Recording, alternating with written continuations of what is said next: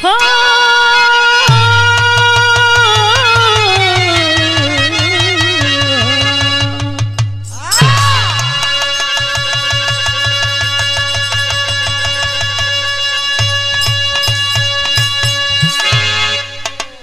अच्छा तो बाबूजी संगीत स्टूडियो सिंगरा वाराणसी नेशा म्यूजिक सोनू सावन के ये देखे देख रेख में आप लोगों के सामने ये कैसेट जा रहा बा।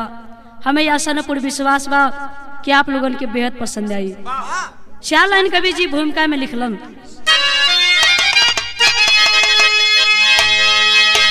अब पाप से पृथ्वी हिल रही,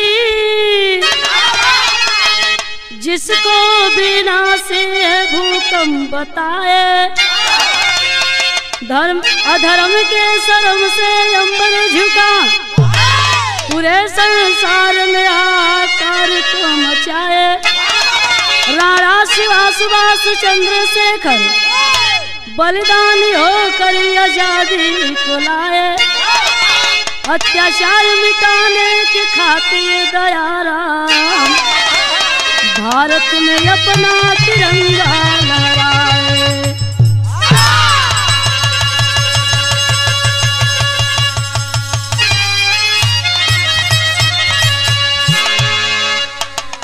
ए हिंदुस्तान की धरती पर कैसे कैसे वीर, कैसे कैसे नौजवान, कैसन कैसन सती इस हिंदुस्तान की धरती पर आए और इस धरती पर क्या क्या करके गए। लेकिन कहना है मास्टर साहब यहाँ कव्वाली के नमूना बा।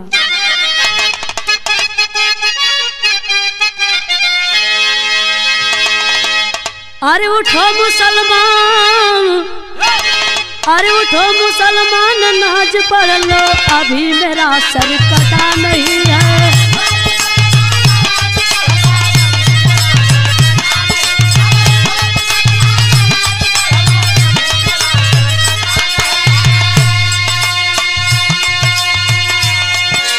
उठो मुसलमान, नाज पढ़ लो, अभी मेरा सर कटा नहीं है।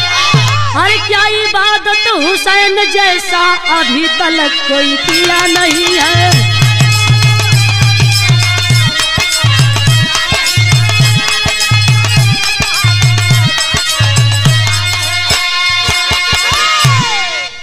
लेकिन कवि जी बड़ी गजब का बात बिरहा के अंदर लिखलन। अरे देवी देवता साधु संत, अरे देवी देवता साधु संत को अंधविश्वास पुकारा है।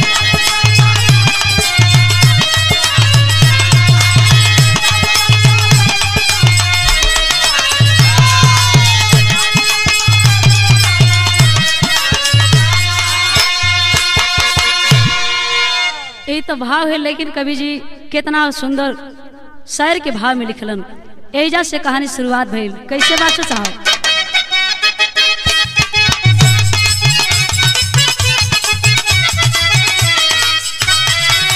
द्विपाठ कौन सा जहाँ पर अत्याचार नहीं है, देश कौन सा जहाँ पर बलात्कार नहीं है।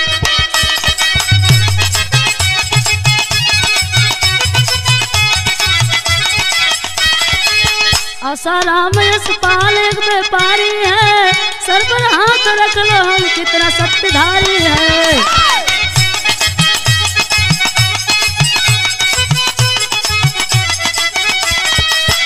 कौन सा ऐसा डिपार्ट है कि जहाँ पर बलात्कार नहीं हो रहा है, जहाँ पर चोरी छिनैती नहीं हो रहा है, चाहे पुलिस है चाहे सारा प्रशासन से देखिए। लेकिन कहना है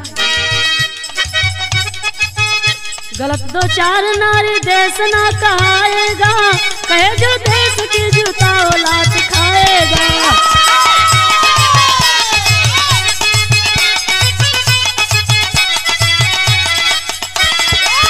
कर्म जो करके आया उसी का सजा पाते हैं, ईश्वर को अंधविश्वास करके दवा खाते हैं।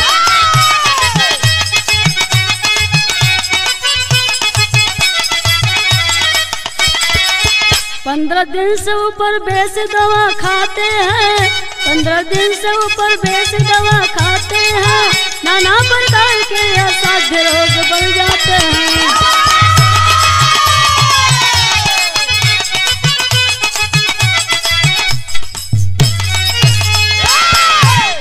भैया तनी सा बात की समझला। बताओ जला कि एक नारी हो चाहे दो नारी हो, कोनो भी डिपार्टमेंट में कोनो भी धरती पर जिला में अगर गलत कर गई तो एक नारी कह गई तो पूरे हिंदुस्तान की माता बहन ना ऐसा कर लीन, ऐसा कोई ना कर बा।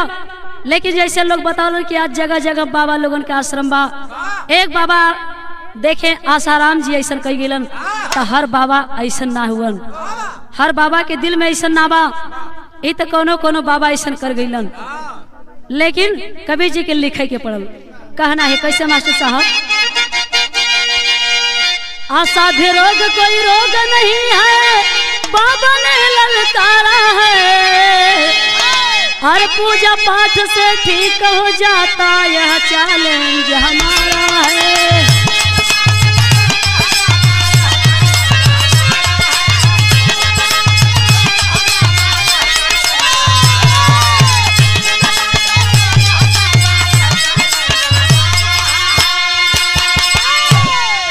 लेकिन ये बाबा ने क्या आवाज दिया, ए बताओ जला क्या साध्य रोग कोई रोग नहीं है, लेकिन बाबा का आदेश है कि पूजा पाठ से ही निश्चित रोग दूर हो जाएगा। कहना है कैसे बाबू, विदेशिया कलाइन बा कि शासन पर शासन को लिखी लिखी पतिया हो, भेज दया रामायण देश में बीमारिया, कैंसर टाइमसी रोग लाई लाजराल, पेटवा में घुसल डायबिटीज, पेटवा में घुसल डायबिटीज और सुगरिया, भोजन कम दवाई ज्यादा, गैस बाबा सिर पाने, किडनी गुर्दा हार्ट चक्कर से कापेला शरीरिया, पथरी अपेंटिस धातु पानी रोग मानसिक रोगवा हो, ब्लड कैंसर हार्ट होला कापेली ठाठरिया। ए बाबू बताओ जला कि आज के जमाने में 95% शुगर की बीमारी बढ़ी हुई है। आज देश की जनता त्राईमान कर रही है। 70% कैंसर बीमारी से जनता परेशान है। आई इतने नहीं और आगे कवि जी लिखत हुए का लिखलन बाबू, यह एक लाइन तर्जुमा,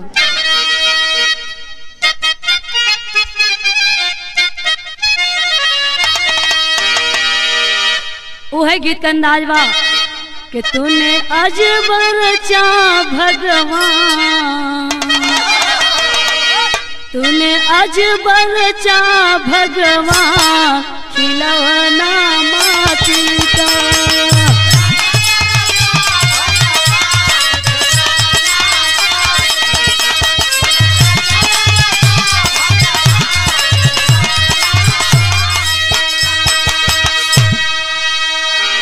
लेकिन कहना है यह रोग नहीं सरकार,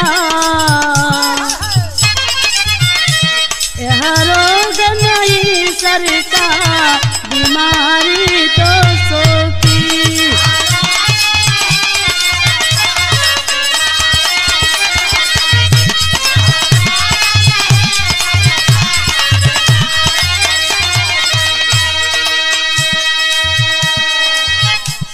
बड़ी ऊंची बात लिखते हैं। इतनी बड़ी बीमारी जैसे कैंसर, ट्यूमर, एड्स रोग, हार्ट रोग, मानसिक रोग, पागलपन, अपेंडिक्स रोग, पथरी रोग, शुगर रोग, थर्राई रोग, पीलिया रोग, दमा रोग, गठिया रोग, माइग्रेन, सर्वाइकल, धात, जन्म जाना, पानी जाना, बवासीर, बाजपन, कहीं ब्लड जाना, तमाम याद रोग जैसे देवी देवता, भूत प्रेत, तंत्र मंत्र, जादू टोना, टोटका, मरा मुआ, नौ ग्रह, दैविक शक्तियाँ, रोगों से दोषों से सही, सारी बीमारियाँ यह रोग नहीं दोषों की बीमारी है। पूजा पाठ से ठीक हो जाएगा। बाबा के पूरे चैलेंज है, मेरी बात यह झूठ होने पर शासन प्रशासन जो भी सजा दे मुझे मंजूर है। लेकिन कहना है टेक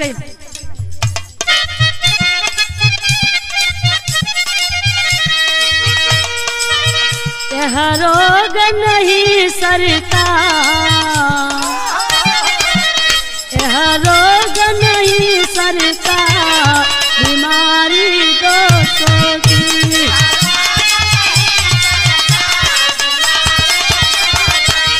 यह रोग नहीं सरता, बीमारी।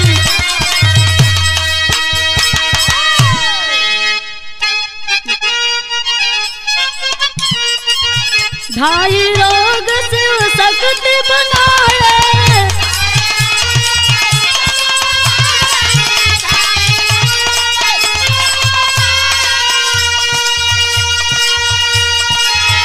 नाना बीमारी दवाइयाँ खाए,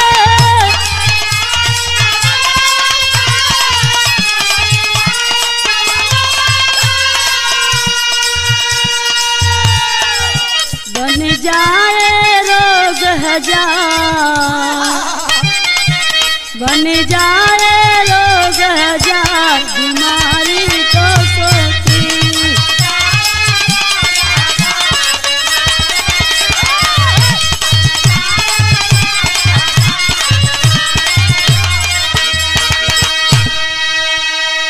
माननीय बाबा दयाराम पत्र लिखते हैं, जैसे पुलिस प्रशासन, ये प्रधानमंत्री, राष्ट्रपति सब लोगों को पत्र लिखते हैं।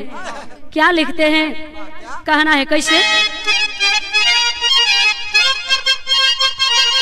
पतिया पाके जांच करावे,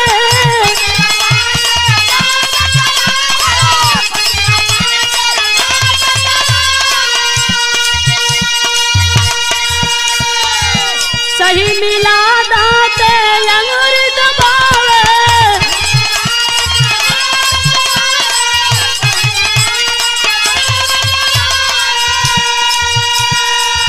मर जाए भले संसार,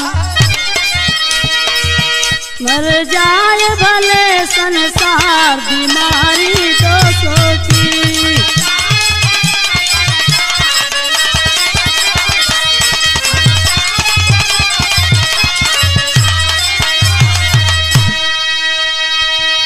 महान बाबा दयाराम मिर्जापुर के धरती पर रेलवे फाटक के बगल में हुवन।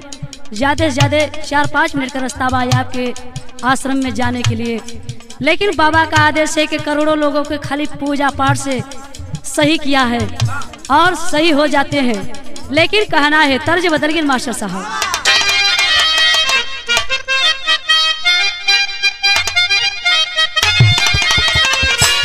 हंसी हंसी गोरी कहे मानसैया बतिया, वह गीत बजावत है, कोनो दुल्ही अपने दुल्हा से कहत हो।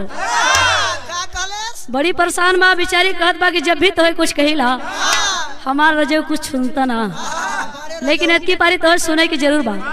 वो कहत हो का,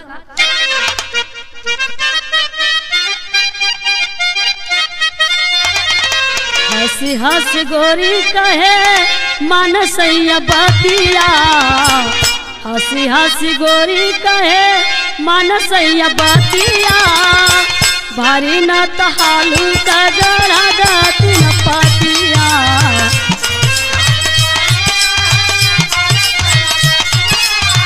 भारी न तहालू का गड़ा दाती न पातिया।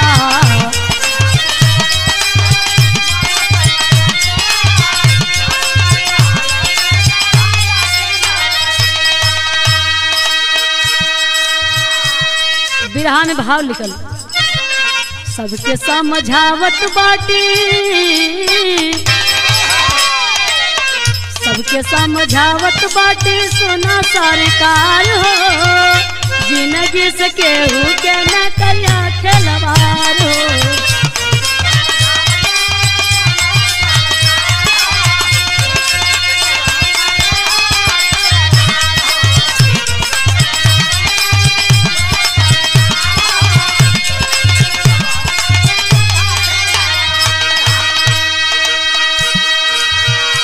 लड़ोगे जो शक्ति से तुम मर जाओगे, आपदा तूफान तब भूकंप फैलाओगे,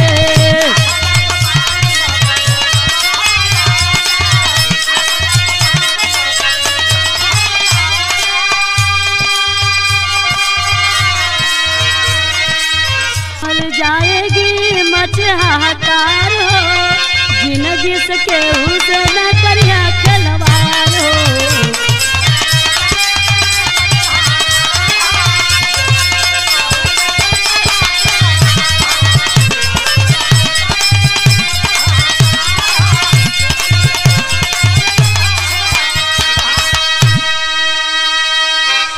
बाबा का आदेश है।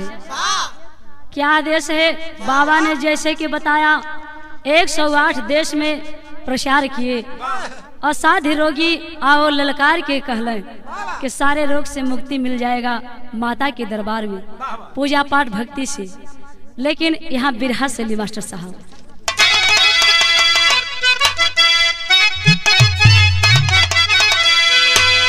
अरे मोरे राम, विज्ञान अब भगवान बन रहा है। अरे भगवान हो, विज्ञान अब भगवान बन रहा है। सभी देवी देवता भगतन का अपमान।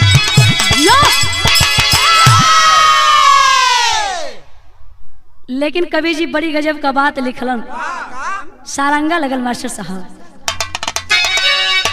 एहिजा से कहानी हमारा थोड़ा मोड़ लेत बा, एक परिवार की ओर बढ़त बा।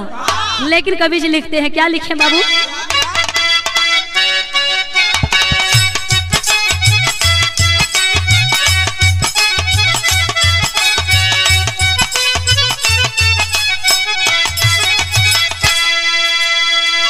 जौनपुर जिलावा में गौआ के राकत रामा, गौआ के राकत रामा रहल चार परिवार जी।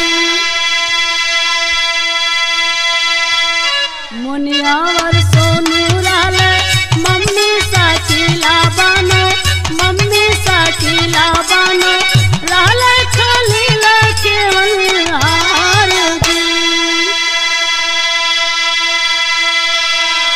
सोनू साकिला भैल अल्लाह के प्यारा बाबू, अल्लाह के प्यारा बाबू मोनी खलील बीमार जी। दोनों गुर्दा में कैंसर, हार्ट की बीमारियां हो, हार्ट की बीमारियां हो, खुनवा पेशाबवा के धार हो।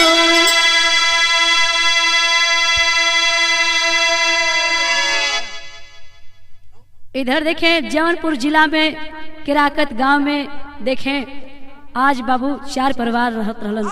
मोनी और सोनू और मम्मी का नाम शकीला बानो और पिताजी का नाम खलील। इधर देखें सोनू शकील आज बाबू अल्लाह के प्यारा हो गए। लेकिन कुछ दिन के बाद इधर देखें बेटी जन मोनी बचलवा और पिता देखें खलील, पिताजी बीमार हो जाते हैं, कैंसर का बीमारी हो जाता है। और मोनी धीरे धीरे बाबू देखें 30 साल का हो गई है। लेकिन पिताजी के कैंसर का बीमारी है। इतने नहीं बाबू, खून का पेशाब चल रहा है। उस समय आज मोनी अपने पिताजी के दवा के लिए परेशान है। देखें इधर होता है क्या, कहना है बाबू, दोहा की लाइन है। गांव के लोग चंदा देकर पहुंचे बीएचयू अस्पताल। रुपया 10 लाख मांगे डॉक्टर, सुनकर बुरा भया।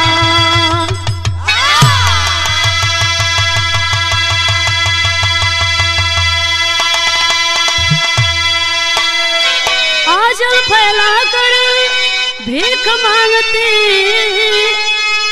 पैसा बिन लाचार। फुसलाते कुछ मिले लफंगे, करने कोई अत्याचार।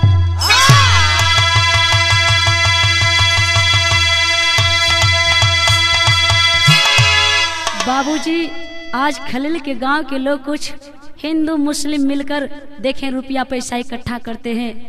और मोनी देखें अपने पिताजी के लेकर के आज देखें बनारस बीएचयू में जाती है। और बड़े छोटे डॉक्टरों से पैर पड़ते हैं कि हमारे पिताजी के देखिए, हमारे पिताजी का हाल बड़ा खराब है, हमारे पिताजी को देखिए। लेकिन सभी डॉक्टर ने एक एक गुर्दों की 5-5 लाख रुपया मांग किए। आज बाबू 5-5 लाख रुपया मांगने पर लाचार हो जाती है मुनी और सोचने लगती है कि इतना रुपए कहाँ है। आज सभी डॉक्टरों से जाकर हाथ पैर जोड़ती है लेकिन कोई नहीं मानता है। इतना ही नहीं, उसे देखें बाबू हॉस्पिटल से बाहर निकाल दिया गया। अब बाहर जब निकल रहे आज रोड पर बाबू अपने की भीख मांग के अपन जीवन बितावत हुई। भीख मांगत है अपन ऐसे बीतत बा। धीरे धीरे एक दिन के बाद जब हॉस्पिटल से बाहर निकलिन है, एक होटल बा, वही होटल के सामने देखे बाबू भीख मांगत है। पिताजी एकदम बीमार हालत में हुआ, लेकिन देखे तब तक बतावा जला कि वही जगह बाबू एक ठे अचानक आज उनके एक चीज दिखाई पड़ल है। देखे बाबू आज वही दयाराम बाबा जो मिर्जापुर का आश्रम है, मिर्जापुर आश्रम बाबा दयाराम का आज देखें बाबू चैनल पर देखें बाबू आज चैनल पर एक देखें समाचार आवत हो।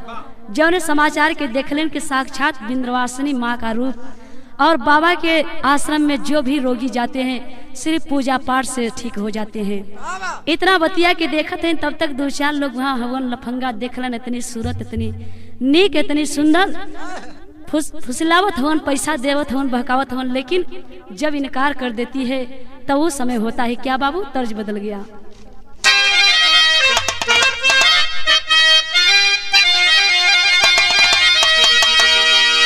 वह गीत बजावत हवन, कहना है कैसे, बाबू दरोगा जी,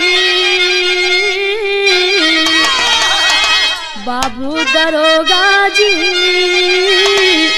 कौने कसुरवा बधला पियवा मोर, बाबू दरोगा जी।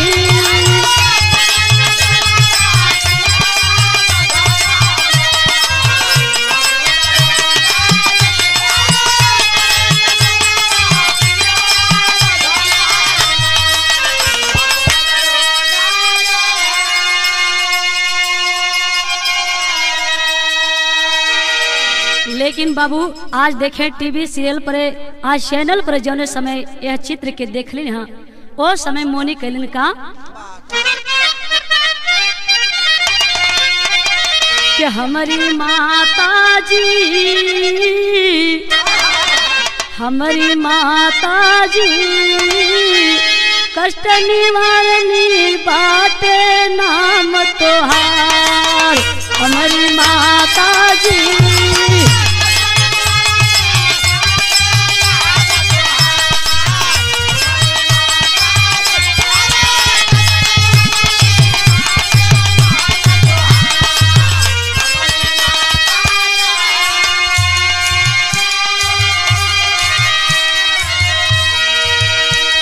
पकड़ कलाई खींच पापी मोनी रही चिल्लाई हो रामा,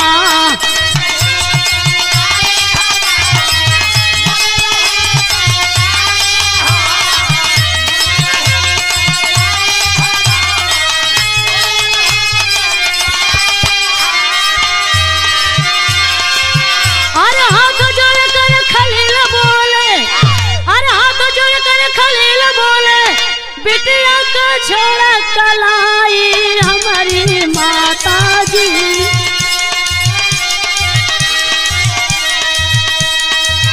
हमारी माता जी। खतरे में बाजिनगी आज हमार, हमारी माता जी।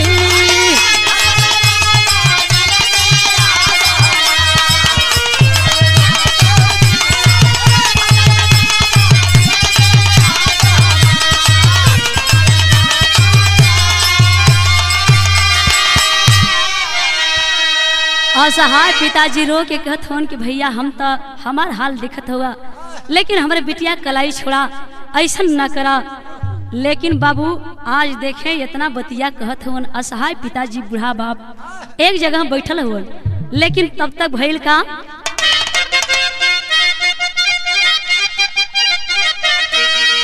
रात बितल मिर्जापुर आए बाबा के दरबार हो रामा,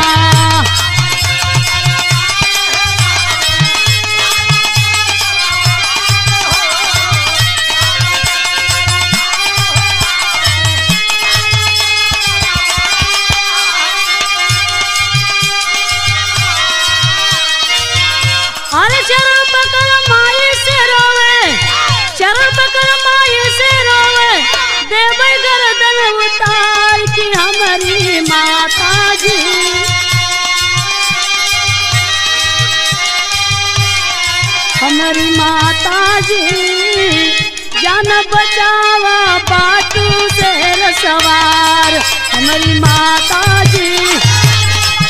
ये भैया क्या बात है।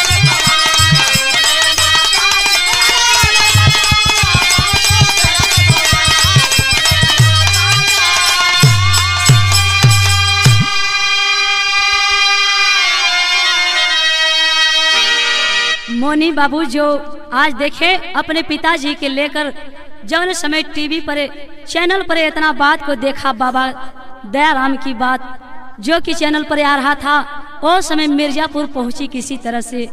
और जब पहुंचती है आश्रम में बाबा की ओर पैर पकड़ने दौड़ती है, तब तक बाबा पैर दूर हटा लेते हैं। कहते हैं नहीं बेटा, नहीं बिटिया, मेरा पैर मत पकड़ो, सामने विंध्यवासिनी माँ है, जाओ विंध्यवासिनी माँ का चरण छुओ। वो समय बाबू देखे आज खलील और मोनी जा करके विंध्यवासिनी माँ के पैर पर गिर जाते हैं।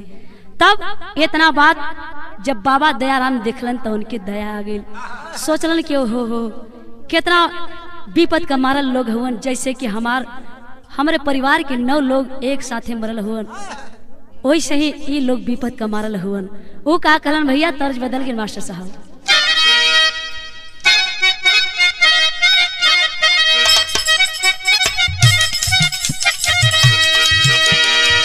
माई हो ललनवा दैदा बहिनी हो बिरना,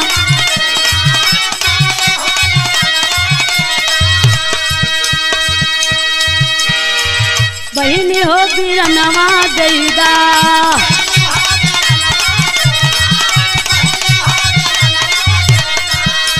देशवा की खातिर अपने सोने का रतनवा दैदा, माई हो ललनवा दैदा।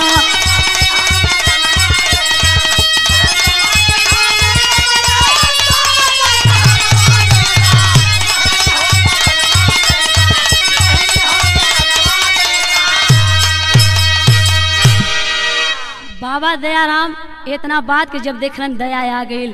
आज कैलन हका दिहल बरदनवा माई,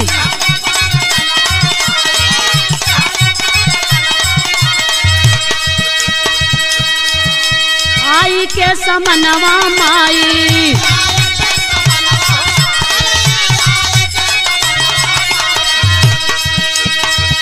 रोगवा मिटावाया के दर्शनवा माई, दिहल बरदनवा माई, आई के समनवा माई।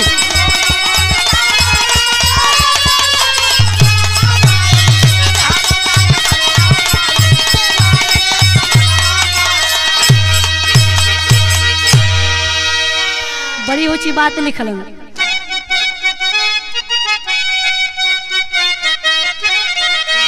हमरे दरबार आई रोगवा से मुक्ति पाई,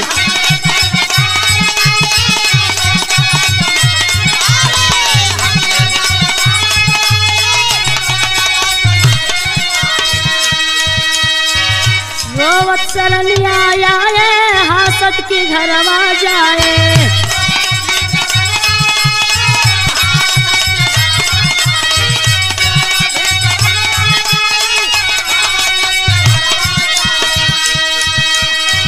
दोष का निधनवा माई,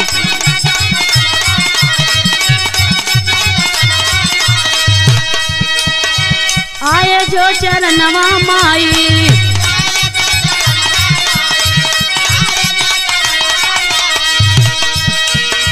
सब ही का सोचल पूरा कैलू सपनवा माई, दिहल बरदनवा माई, आई के समनवा माई।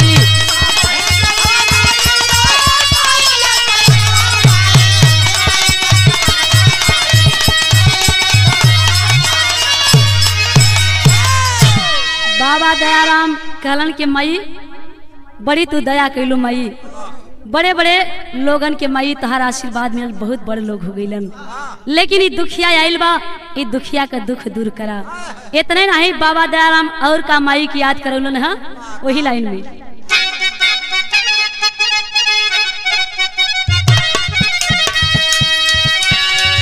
कोढ़िया के काया दिहलू लंगड़ा के चरानावा हो।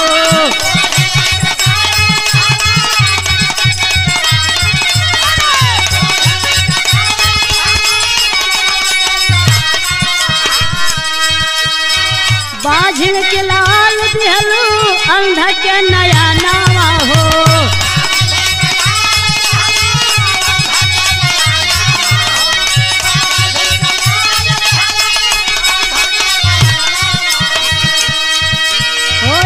पवनवा माई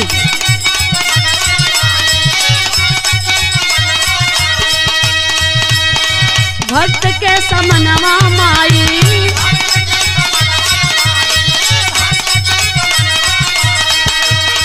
लजिया बचावा नहीं कदम गर्दनवा माई दिहलू बारतनवा माई आई के।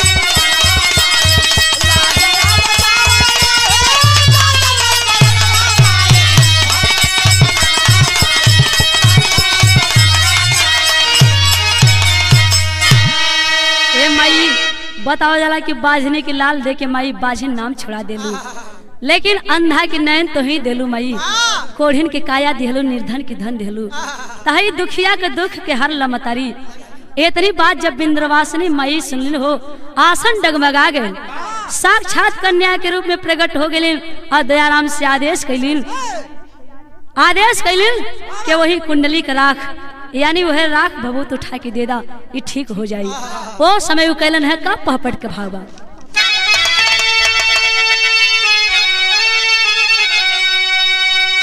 अरे हमन कुल के तुरते राख उठाई माई दुर्गा की, अरे हमन कुल के तुरते राख उठाई माई दुर्गा की, और चुटकी भर भभूत खा के सुख पाई माई दुर्गा की।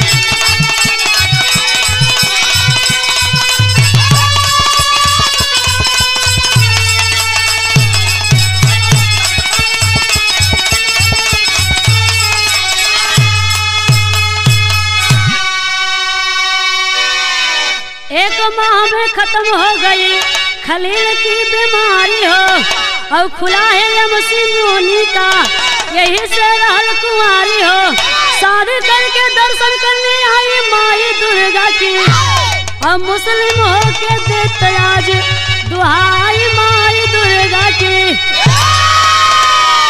बाबा दयाराम वही कुंडली से राख उठाकर भभूत दे देते हैं, और भभूत खा के बाबू जिस समय आज देखे दोनों जने खैलन आराम हो गई। इतने नहीं मोनी जो रहले 30 साल के रहले भैया, आज देखे उनके अंदर एक कारण रहल, शादी ना होत रहल, एमसी कभू ना होत रहलिन, लेकिन वहां जब गए तो दोनों जने का हाल सही हो गई। आज जब सही हो गई 1 साल के अंदर खलील का देखे बाबू तबीयत ठीक भइल। इधर मोनी भी सही हो गई। मोनी जब शादी कैलिन तो फिर दर्शन करे बाबा के गैलिन, लेकिन कहना है कैसे वही लाइन में। ढाई रोग है पूरे देश में ऐसे न ऊपर भाई हो, अगर हाई जात सभी जियो में इस सबर में बनाई हो। 5 मतारे सबके गए भुलाई माई दुर्गा की, अब अंधविश्वास कहने से रोग फैलाई माई दुर्गा की।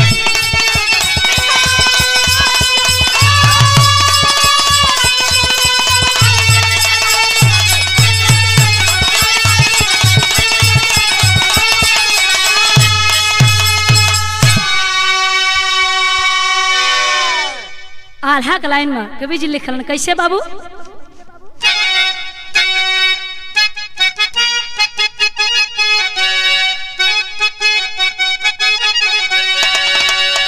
एक होला रोग एक दोष दुनिया में भैया,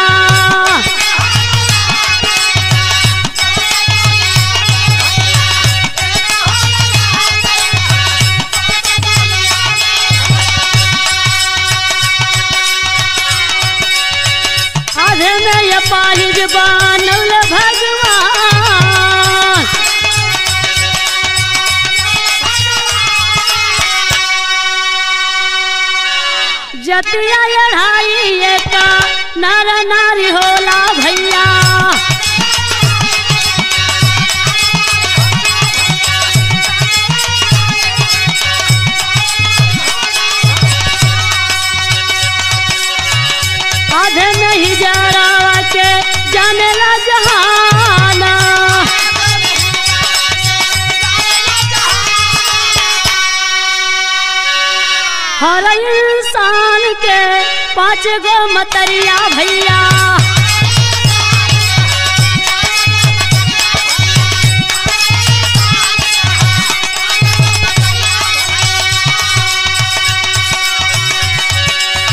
पपवा से पैदा भइले सब इंसान,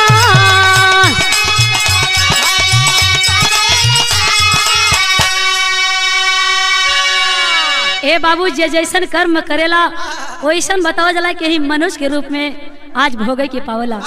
अढ़ाई जात जैसे कि बतावा जाला कि एक नारी और दूसरा देखे नर, और तीसरा में आप लोग जानत हुआ कि हिजड़ा। लेकिन कहना है कैसे बाबू, धरती माता गोद लेके सबके जियावे भैया।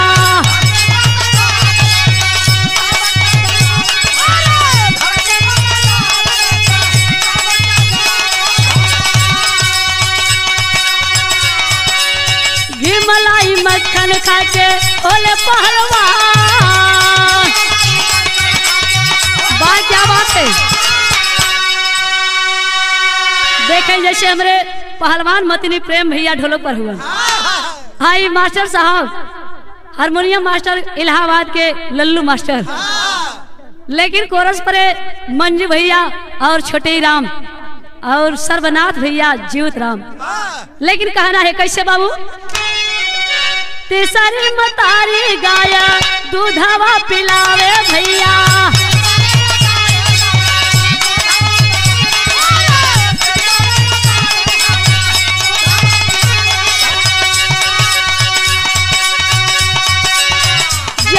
से अमृत तक खाई के समान,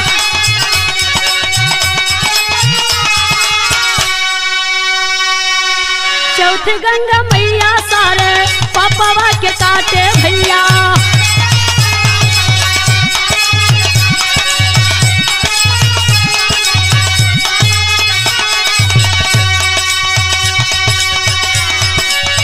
रोग दोष नाश करे जो करे स्नान,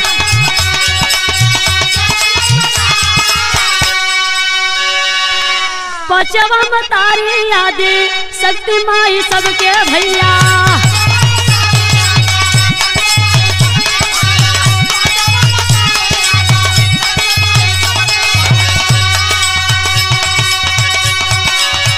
धरती आकाश पैदा कैली सूरज चाँद,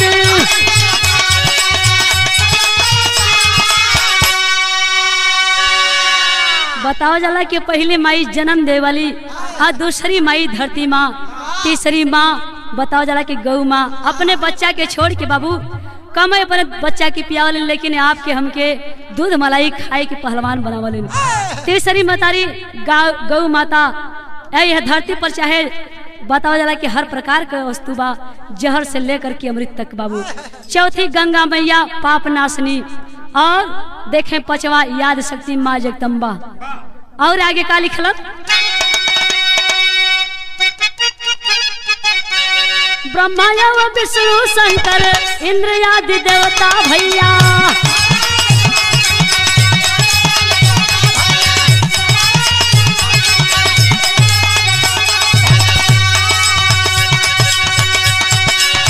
माई का देवी देवता करे गुणगान, पूरा संसार इनके सकती से चाले भैया।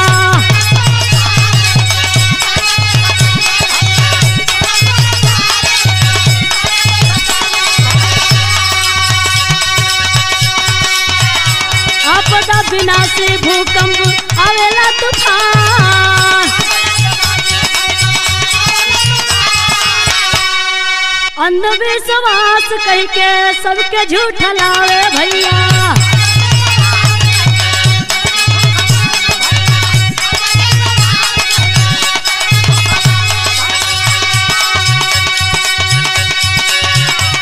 काफी विज्ञान करत बाटे अपमान,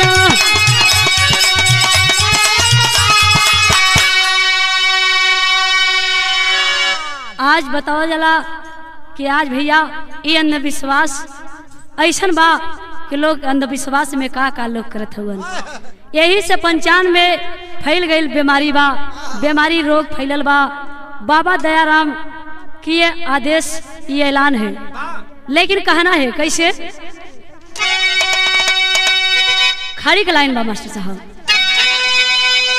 प्रेम भैया कहीं चढ़ी रहे ढोलक, चला। हर 15 दिन से ऊपर जब खैबा दवाई मिताऊ, असाध्य रंगवा से जन्मा तब जाई मिताऊ।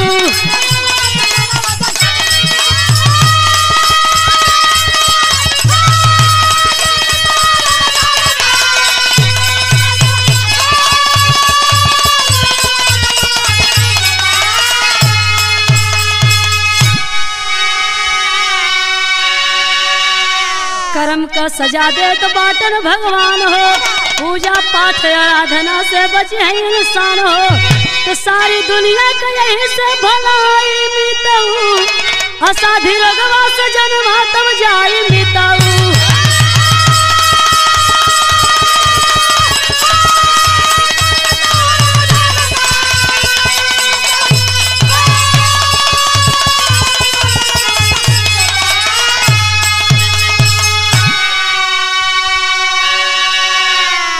शासन पर शासन यह पर दे न ध्यान हो, नीम हकीम वैद्य डॉक्टर हारल विज्ञान हो। अपने ऊपर पड़े तब सुझाई मिताऊ, असाध्य रगवा से जन्मा तब जाई मिताऊ।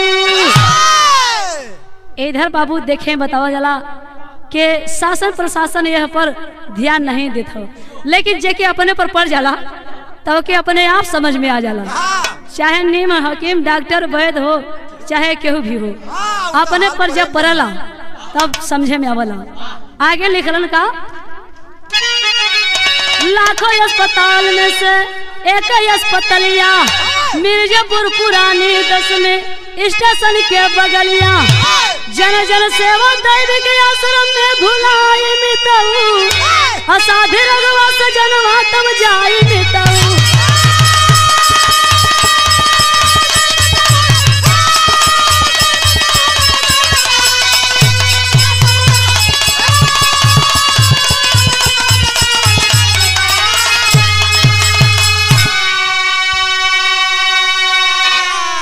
लिखलन के लाखों अस्पताल में से एक अस्पतालिया, मिर्जापुर पुरानी 10वीं स्टेशन के बगलिया।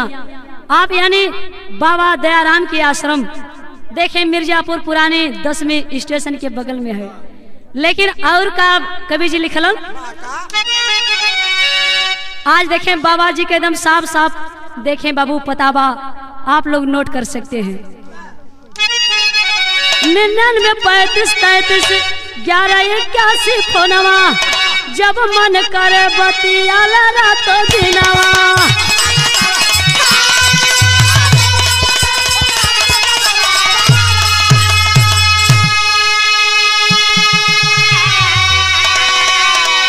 बाबा का नंबर है 99 35 33 11 81 फोन है। लेकिन कहना है कैसे? वासिनी के दर्शन कीजिए और बाबा का दर्शन कीजिए। बाबा दवा दारू से नहीं बल्कि पूजा पाठ भक्ति भजन से सब रोगों का उपचार कर देते हैं। आखिरी लाइन में खानदान का परिचय है। महालया श्री हरिवंश जी रमाकांत हरिधाम,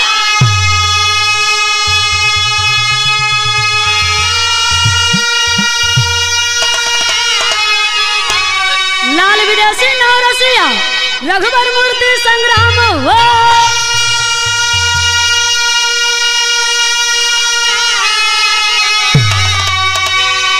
अरे विज्ञान एवं भगवान बन रहा है, हरि शंकर प्रीति सागर शारद पे कुर्बान। विज्ञान एवं भगवान बन रहा है।